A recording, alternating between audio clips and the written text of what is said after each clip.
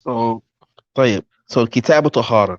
So, as most books of fiqh, they begin with this bab or this chapter. So, Kitab here, the word Kitab means book. So, like the book of Tahara or chapter. Okay, it's another way of like saying chapter as well because it's within, or if you take it out, it's a book in itself, right? So if you talk about this one subject, so most books, okay, it starts with tahara. So why? And when we talk about the word fiqh, just real briefly, fiqh means having understanding. Okay, so as the Prophet ﷺ, he said, "Man, yuridullahu bihi khairan yufaqihu fi din." Whoever Allah desires good for them, He gives them fiqh, fahma, understanding of the deen.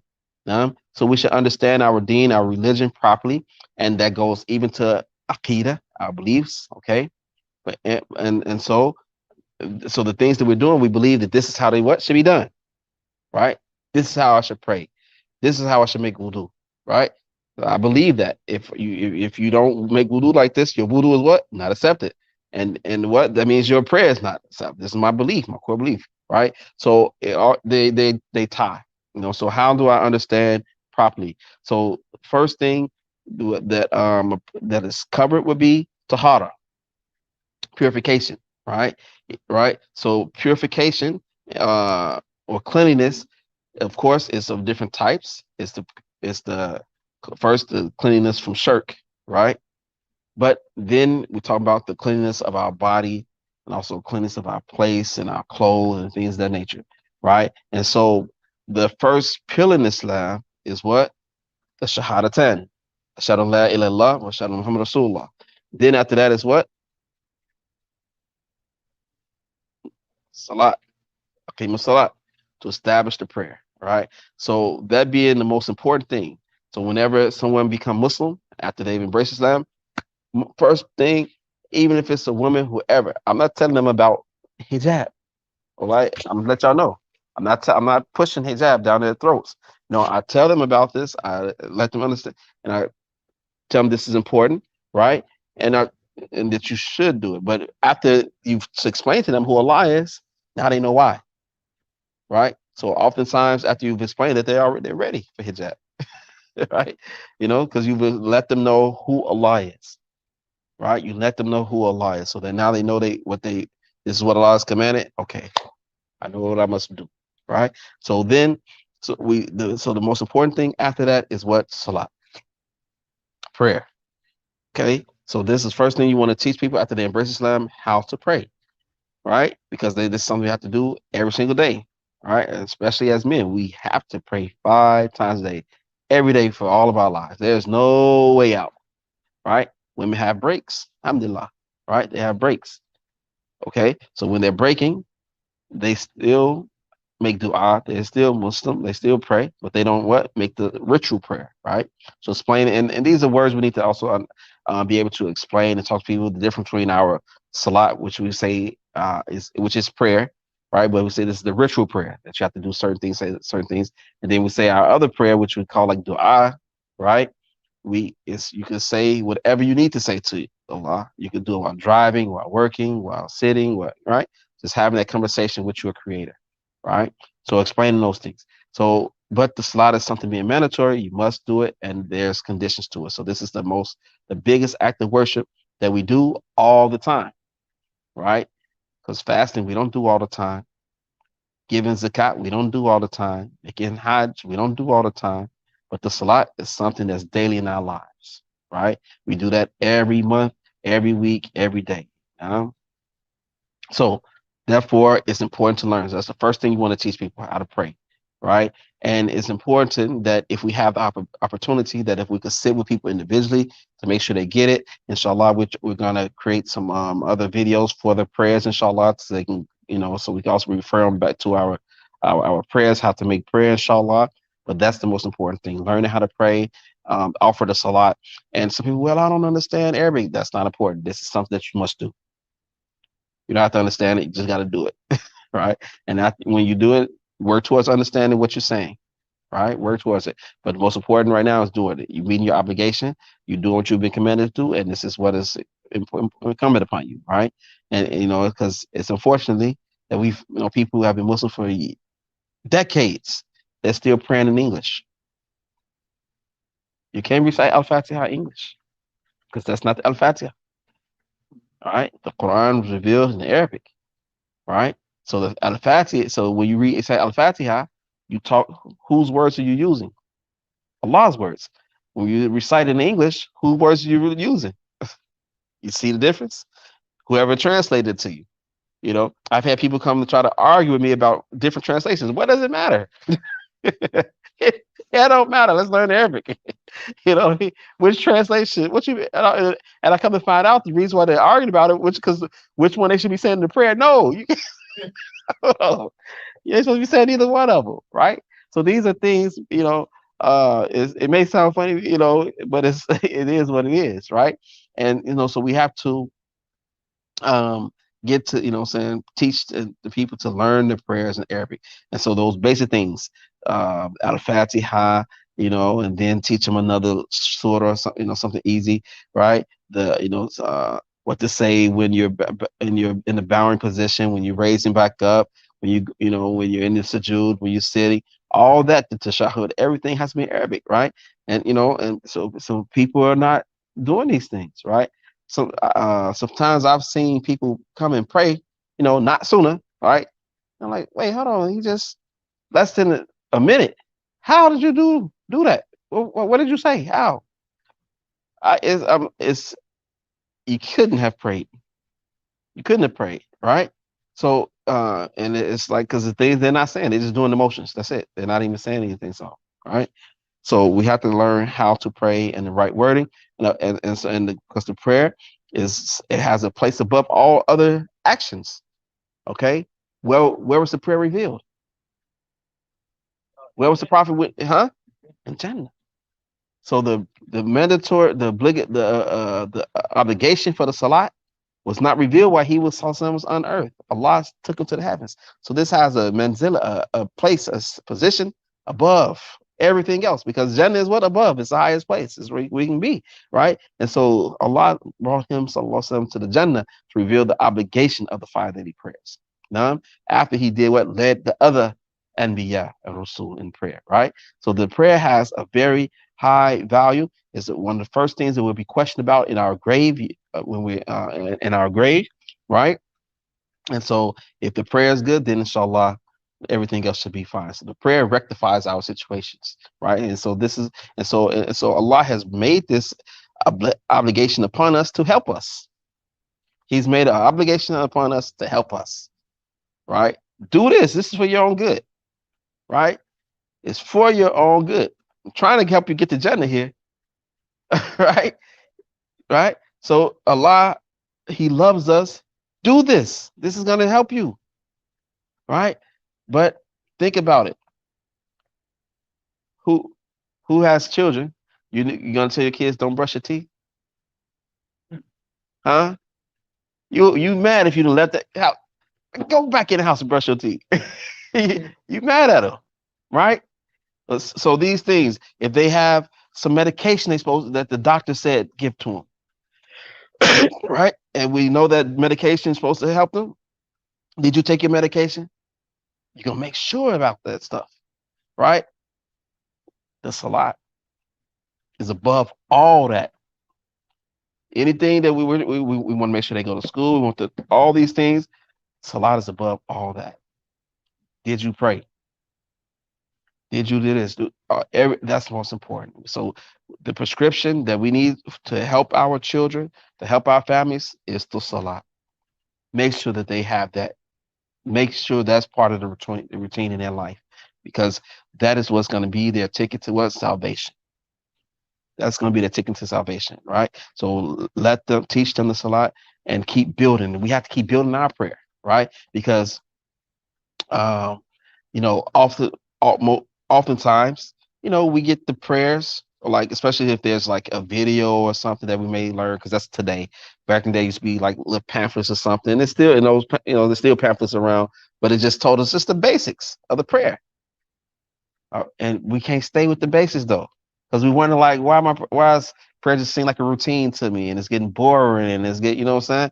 Because you're still doing base stuff. It's more to the prayer. You could juice it up. You could juice it up, right? Someone we was praying one morning, and then brother asked me after. She said, "I notice every time that when we're praying, and after the in the last prayer, I'm done saying what I gotta say. What you saying that's taking so long? Why? You know what I'm saying? I've been done. I'm waiting. What's going on? You know what I'm saying? I'm still saying what I'm supposed to be saying, right? Or recommended to say, right? So there's more. So basically, I have to tell them no, that no, this is the prophet said he used to do this, he used to do this. You know, so there's more to the prayer, right? When we talk about the dua at istiftah, the opening supplication, people are like, what is the opening supplication, right? Because people say Allahu Akbar, Bismillah ar-Rahman ar-Rahim. No, that's okay, that's fine. But what comes before that? There's A'udhu Billahi Minash Shaitanir Rajim.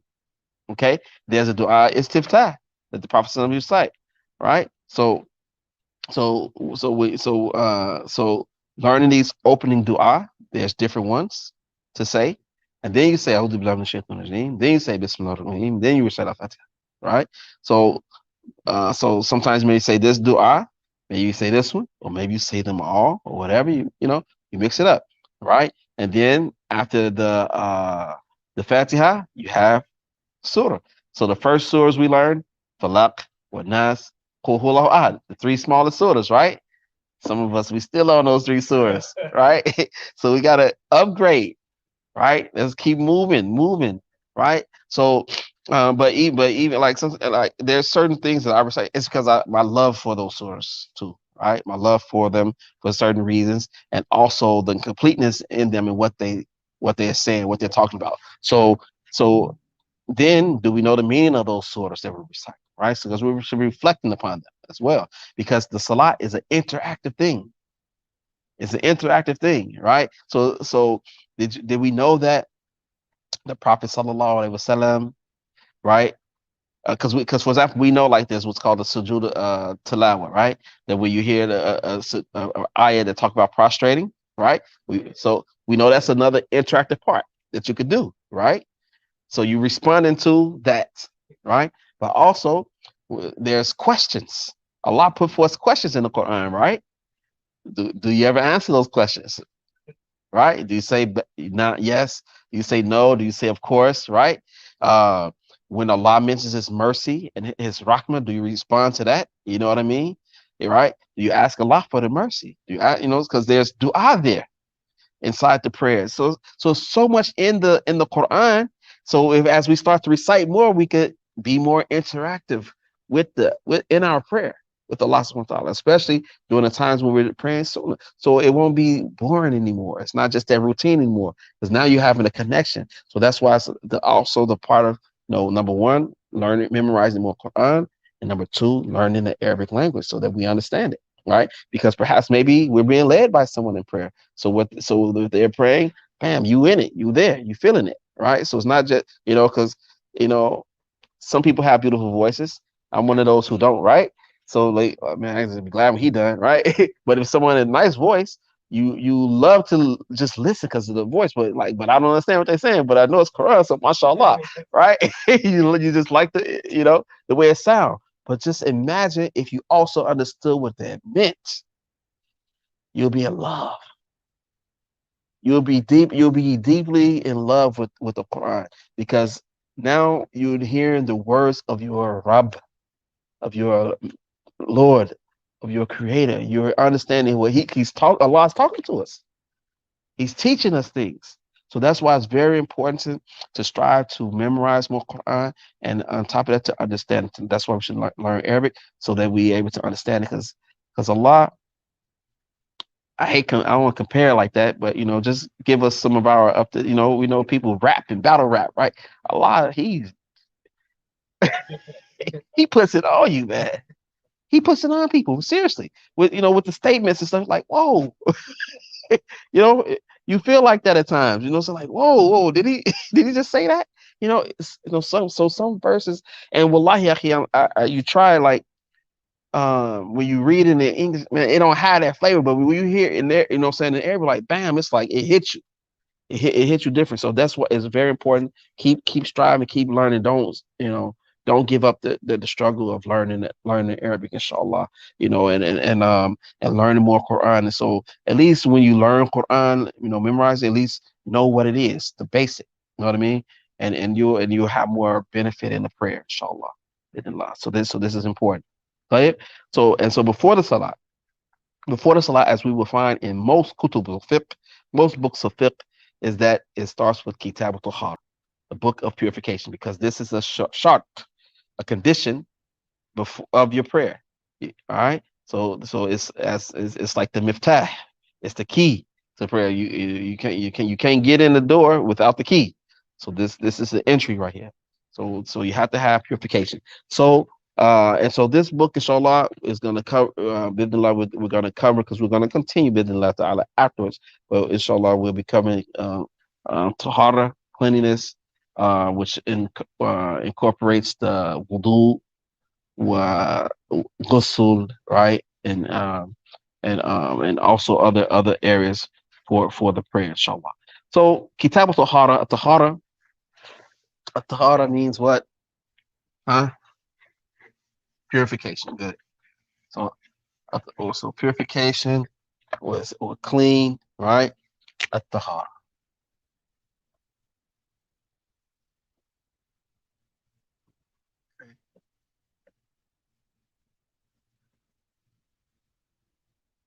Okay, which we said means what? Purification.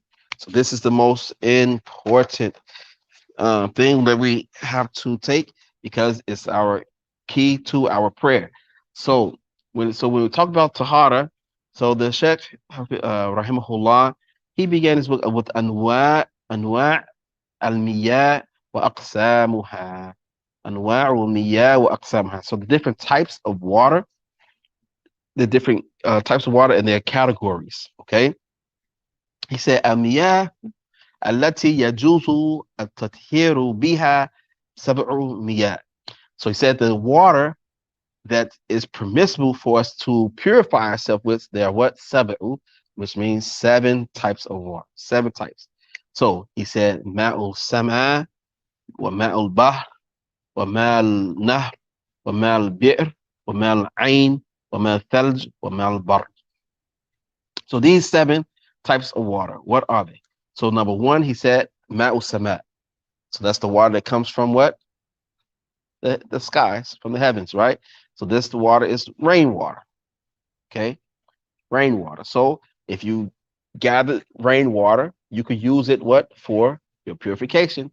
You can use rainwater for purifying yourself. Okay. Then the second one will mal bahr. So al bahr is the water from the sea or the ocean. So that water that comes from the sea, that comes from the oceans, we can use, even if it's salty.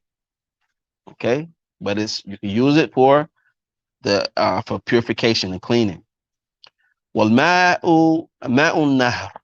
So the water of the nahr, the water is the water that's flowing in the river water. Nahr is river. So nahr. Okay, all right.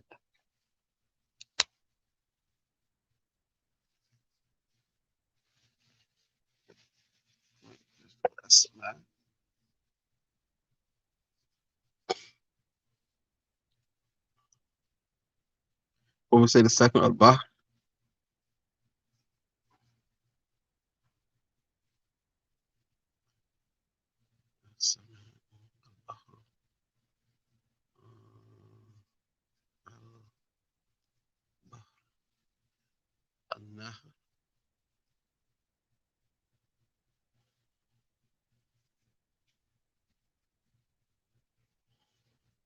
Okay.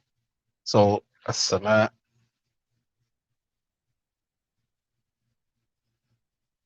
Okay. So a nahr is river. So as-sama is the what comes from the skies, which means basically what? Rain. Okay. The bah, sea, ocean. Okay. And nahr is the river. Okay.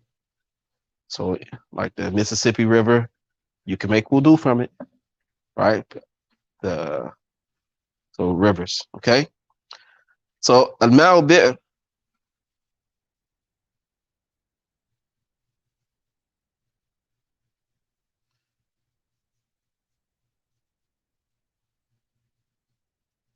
okay? So ma'u bi'r is like the water from a well water, okay? One uh so what's the famous water that come from a well? Zamzam. Can you make wudu with that? Can you huh? Huh? It's well water, right? So can you drink it? You can drink it. Okay. So you can drink it, you can make voodoo with it, you can make ghusl with it, whatever. Okay. It's well water. Zamzam, one of the famous water. Okay.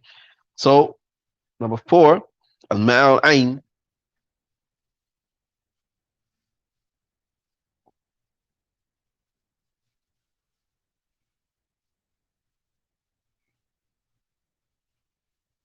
So the ain. Okay. So this ain is spring water. Okay. Spring water. Al ain, spring water.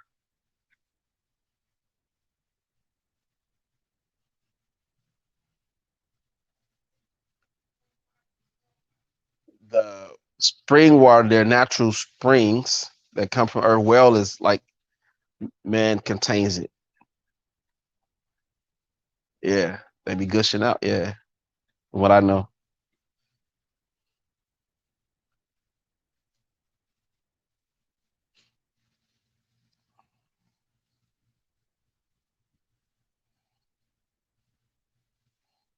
Don't quote me on that. All right. So number six. All right, 1, 3, 4, 5, 6. Al-thalj. Okay, thalj. So a thalj is the uh like the ice. Okay. Yeah. And or you can mix say the other one's al-bard, which is the last one,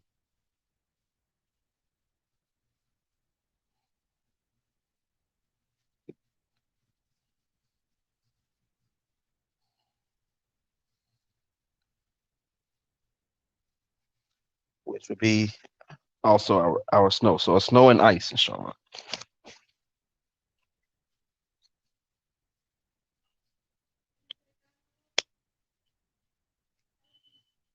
Snow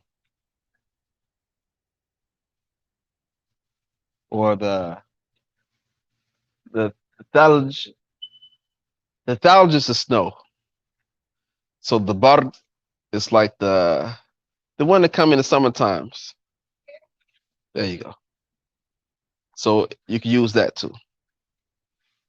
'Cause that's cold. So the thalj is like the snow because it comes like that cold, and then the bard is the hail.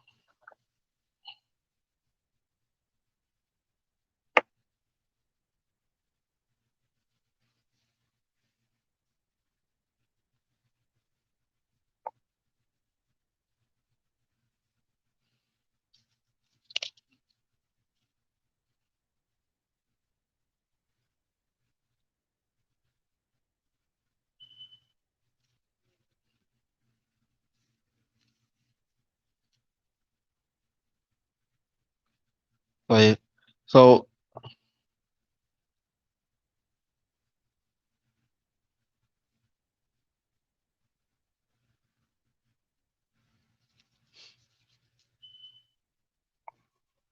so can you uh use the water from lakes? Okay. What about ponds? Okay.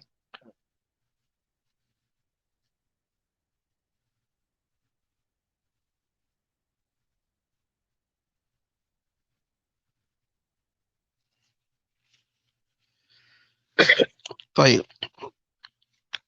He says ثم الأربع المياه على أربعة الأقسام. So the water it has four different what categories. So طاهر مطهر غير مكروه وهو ماء مطلق. That's number one. وطاهر مطهر مكروه وهو ماء مشمس. طاهر غير مطهر الماء المستعمل والمتغير بما خالطه من الطاهرات. So he said that the water has four different categories. The water is of four different type of categories. What are those four different categories? He says طاهر, which means like pure, مطهر غير مكروه. And it's also mutahhir means is you're able to be purified by it. So it's pure by itself, and you can be purified by it.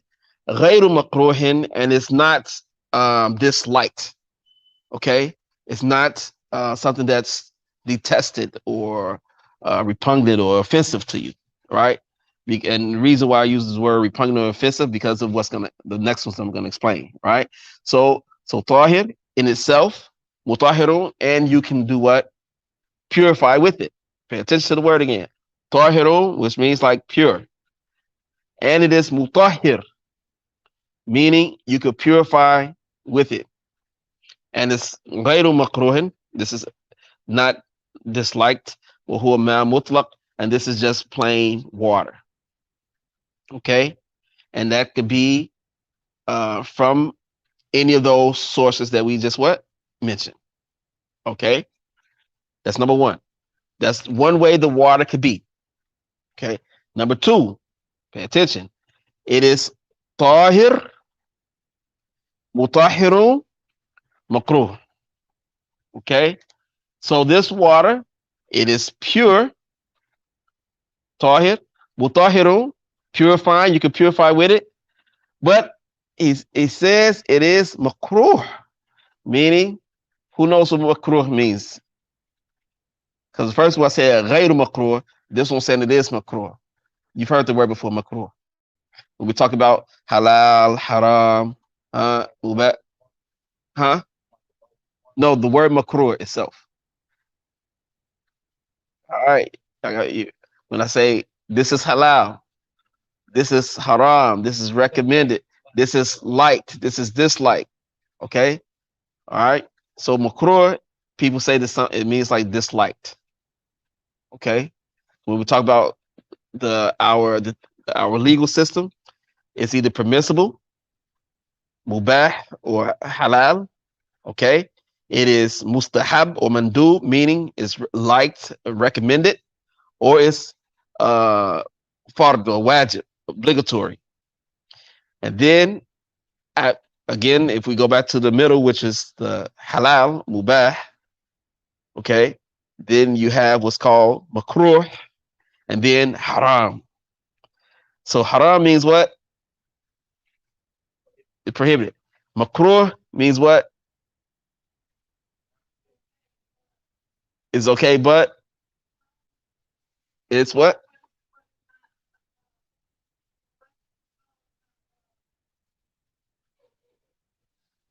Is disliked. It's disliked. Let's remove okay. Let's just say it's disliked. Okay. So let's remove okay is this disliked. All right. So that's makruh. So that's here when we talk about the water. It is tahir. It is pure. It is what? Mutahirun. It can purify, but it's makruh. It's not like though. It's offensive.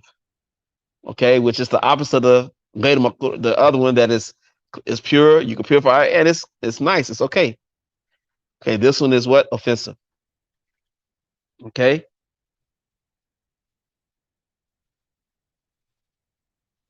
Okay. For example, which comes next is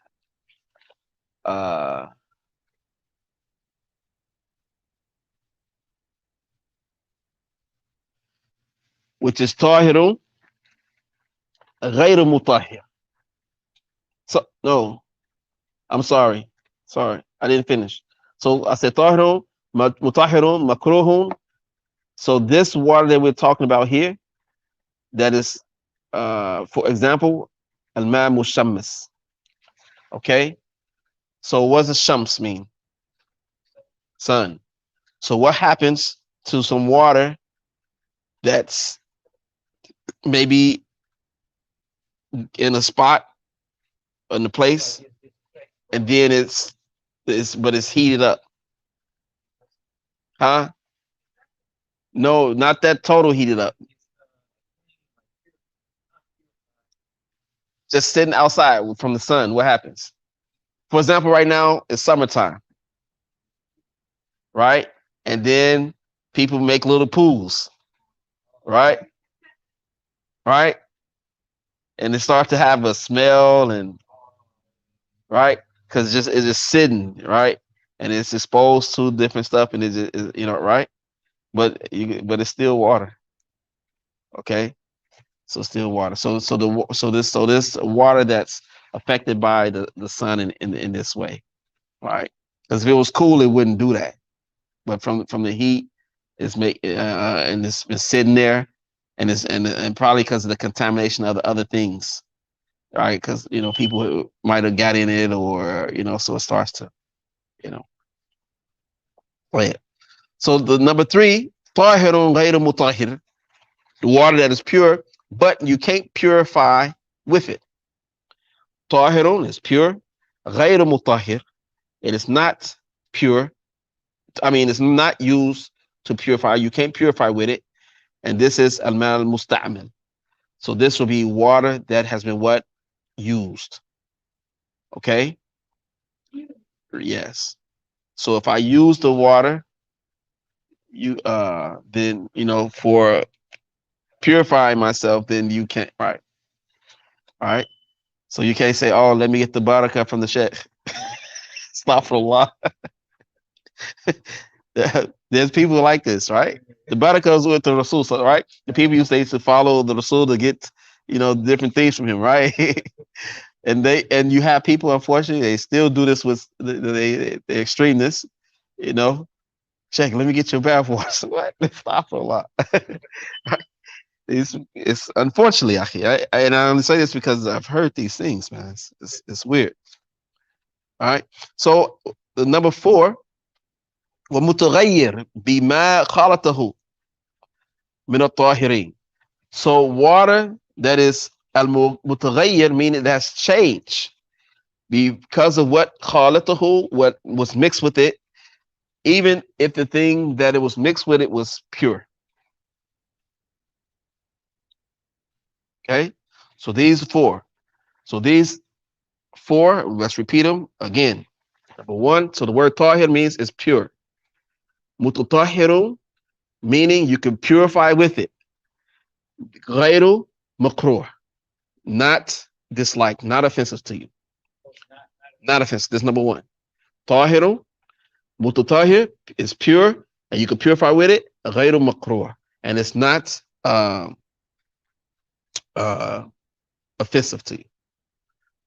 Okay, and so this is a mal mutlaq, plain, simple, plain water from any of those sources that we said, whether it's from the from the rain, the matar, or from the bahr, the seas and the oceans, and the bahira is like the lakes, right? And then the mal nah, from the rivers. Okay, even if we don't like the way the rivers look, right? So people say, I'm not going to eat the fish from that river, right? And what also come from them, like creeks, okay? Because those are like the furor, the like parts from the rivers, right? What else we say? El bir, the water that comes from wells, right? You dig the well, right? Because wells are usually what dug, right? That's another thing from the ain. The well, you dig it. You dig down to get it. All right. So that water from the wells and the water from what? The ain, spring water. Okay. And the thalj, if it's from the snow, and hail. Okay. So any of those sources, Those waters we can use, but those waters could change, right? Right. So this is the a natural state that they are. Those natural states of waters we can use. Okay, but they could change and be from being the natural source to is water that is pure, tahirun, which is the second one they would say. Mutahirun, you purify with it, but it's makruh. Now it's offensive because something happened to it. It smells now, but you can still make wudu with it. You can still make wudu with it. You know what I'm saying? It changed it right by the smell, right? Tahirun, or sometimes the water that's when it because when it gets like a film on it, right? It's like a film, right? So you don't want it, but if you was in a dire need, okay, let me do it, right? Because like even some water that's affected by the green, right? So that green color, you know, yeah, right. So you might not necessarily like it, but it's usable. Okay, it's usable. And maybe if you boil it and fix it up, survival skills, right? Then you got a meal, right? You got something to drink. You can boil some meat. All right, play it. So the number three, tahirun ghayr mutahhir, water that is pure, but you cannot purify with it because it has been used by someone else already. Wal mutaghayyir, water that has changed bima khalatahu, but because of what has mixed with it. Min al-tahirin, from the things that are also pure. Okay, so those are the four aqsam of the of water, right? So I want to read something from here where it says there are four categories of water. The first category is water that is pure and purifying and not offensive to use. It is plain water. That's the mal mutlaq, plain water. Some water, even though it is pure in itself and purifies other things, can be offensive. No, sorry, forgive me. So plain water is pure in itself and it can purify other things. Okay, it is permissible to use. So it's your juice. Perhaps the most common practical examples of this is like the water from our sink, right? Okay, and even people I'm not drinking it, but I'll make wudu with it, right? Okay, because lead, right? So unless we get it cleaned up even more. The second category, which we said is tahir, mutatahiru, is pure and you can pure and it's purifying. But we said it's what makruh is offensive to use. Some water, even though it is pure in itself and purifies other things, can be offensive to use.